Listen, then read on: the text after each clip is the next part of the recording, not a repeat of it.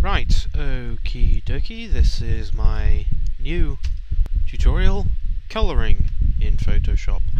Now, let this be a lesson to you all. You can, and probably will, crash Photoshop, like I did after I did the last one, thus losing all my work because I didn't save it. Don't do that, because I had to knock this up this morning. Which is better than what I had last time, but it means that you don't get to see the whole way through with the same drawing. So yeah, don't do that. Don't wait to save it. In fact, I'm going to save this one now, to stop me losing it when I crash it.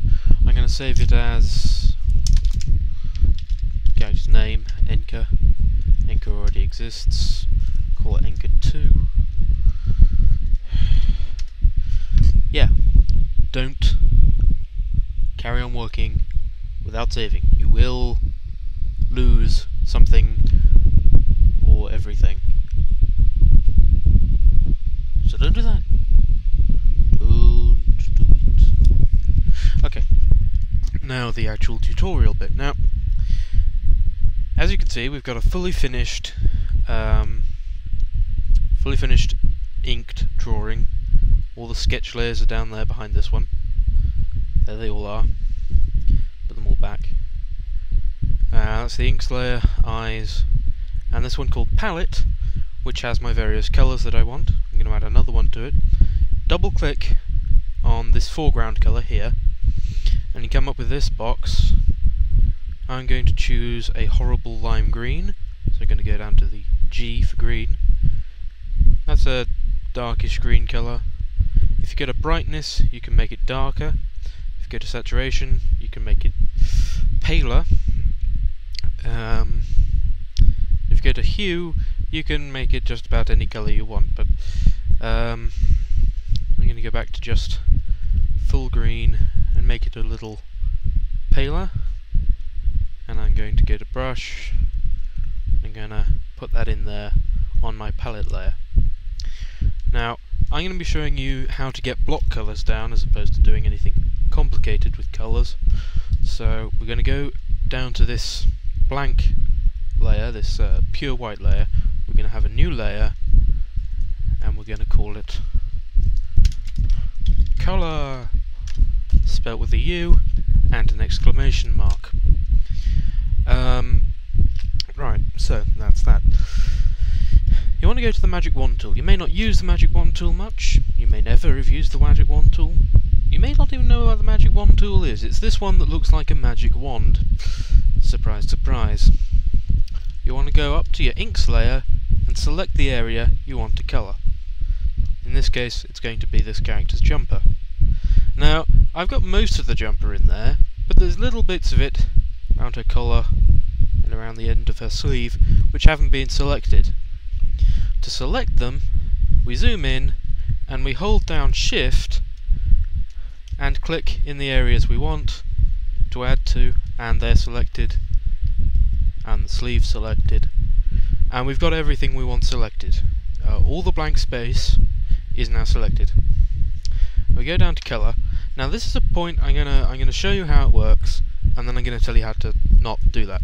If you were to just fill this with the paint bucket tool, that's what we're going to do when we're putting down block colour. If you just fill it with the block tool, if you just fill it now with the paint bucket tool, you get lots of colour.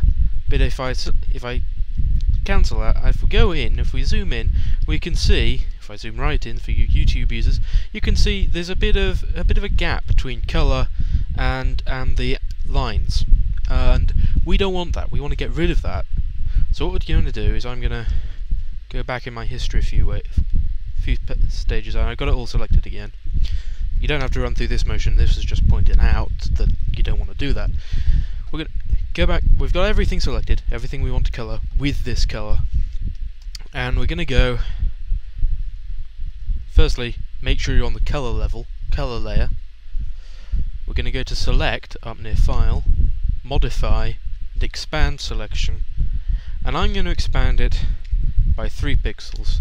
Obviously, if that's because I draw with a fairly thick brush. If you used a very thin brush, with about 3 pixels across, you're going to want to only expand it by 1 possibly 2 pixels. You don't want to expand it by much, because otherwise you'll go over the lines.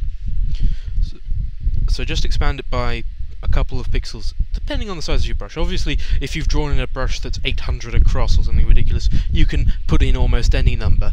But for me, it's going to be 3. And if we zoom in, we can see it's expanded so that it's got all of the dithered area, all this grey area included. And we're on the colour layer.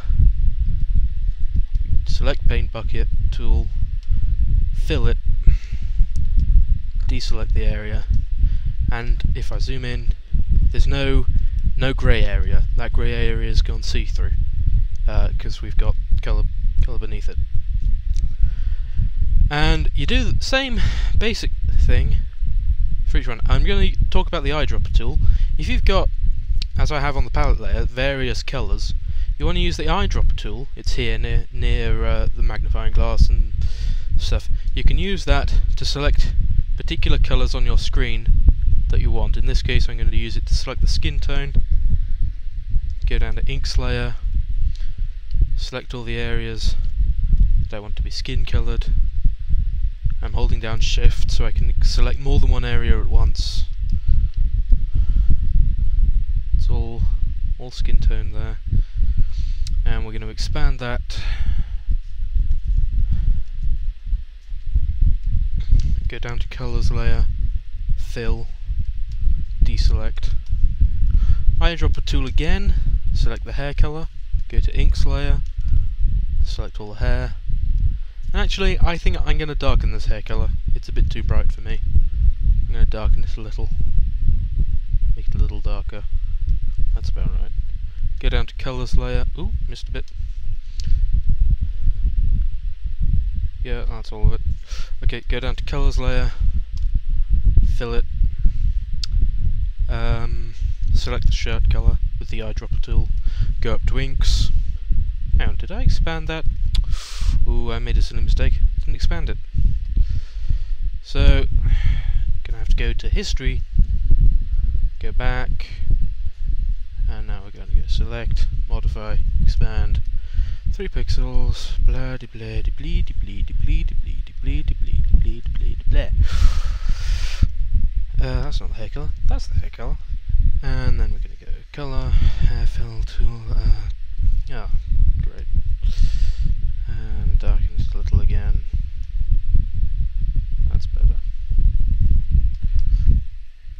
And then we're going to go back to the shirt colour. Going to go Inks, select the bits of the shirt, and also her hair tie because I want them to be the same colour. Modify, expand, 3 pixels, go down to colour, and fill it. Now the next bit of this, the annoying bit with this method of block colouring, is that you will get, I don't know if I actually have it, yeah, I've got one for demonstration purposes, you will get little gaps which haven't been filled. So you want to make sure you're on that right colour, so you select it with the Eyedropper tool, go to the brush, make sure it's a sensible size, I think I'll go for about 9 pixels, and you want to fill that in, and you want to make sure that you go over every part of the drawing. I find it usually crops up at the end of the hair, or at interesting points in clothes, and just fill in all those little gaps that haven't been filled. It's not too hard, doesn't take too much time, and you just want to fill them all up with your colour. Do make sure you're on the right layer, because colouring on the wrong layer is really annoying, because it mucks up all your nice inks and makes it very difficult to get anything done, especially if you want to edit it later. Maybe you've got better at colouring but still like the line art, so you want to recolour it, or maybe you want to keep the colours but try working on it. I don't know, but it gets really annoying if you muck it up. And that's pretty much it for block colouring. In the next tutorial I'll go over 2 methods of colouring it further with shading and so on. Okay, thanks very much for watching.